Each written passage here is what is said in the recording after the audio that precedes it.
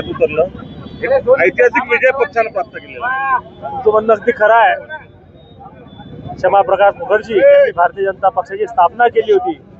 त्यांचं मूळ निवास हे पश्चिम बंगाल होतं. त्याच्याविषयी महत्त्वाचा विषय आहे की ममता दीदींनी बंगाल पुढे नेऊन ठेवलं. एका जमान्यात 1920च्या आधी कलकत्ता ही भारताची राजधानी होती ब्रिटिश इंडियामध्ये.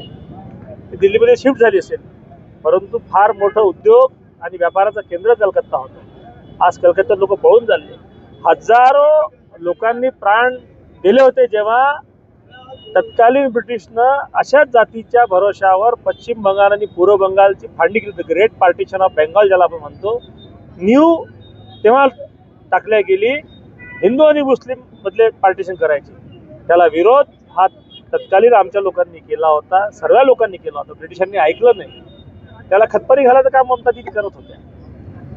The great famine of Bengal म्हणजे बंगालचा सगळ्यात मोठा दुष्काळ जो होता, तेव्हा लोक मरत होते, परंतु अन्न सळत होतं. परंतु वर्ल्ड वॉर एक चालू असल्यामुळे ते धान्य बाकी परदेश वळवासाठी लोक मरू दिले आणि 1 मिलियन म्हणजे 10 लाख लोकांनी त्यांना जीव गमावला त्यावेळेस पश्चिम बंगालमध्ये.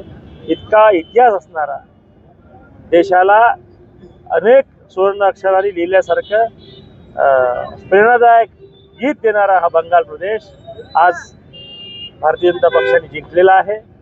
आणि जिंकलेला आहे म्हणजे फक्त भगवा झेंडा आणि भाजप सत्ता स्थापन होणार आहे असं नाही, तर पश्चिम बंगालच्या जनतेला एक दिलासा देण्याचं, भयमुक्त वातावरण देण्याचं, औद्योगिकीकरणाकडे देण्याचं, बेरोजगारी दूर करण्याचं संकल्प घेऊन भारतीय जनता पक्ष पुढे जात आहे. प्रधानमंत्री मोदीजी, आमचे गृहमंत्री अमित भाई शाह यांचे मनापासून आभार आणि अभिनंदन. आणि महाराष्ट्राचे मुख्यमंत्री देवेंद्रजी यांनी पण अनेक सभा पश्चिम बंगालमध्ये घेतल्या होत्या.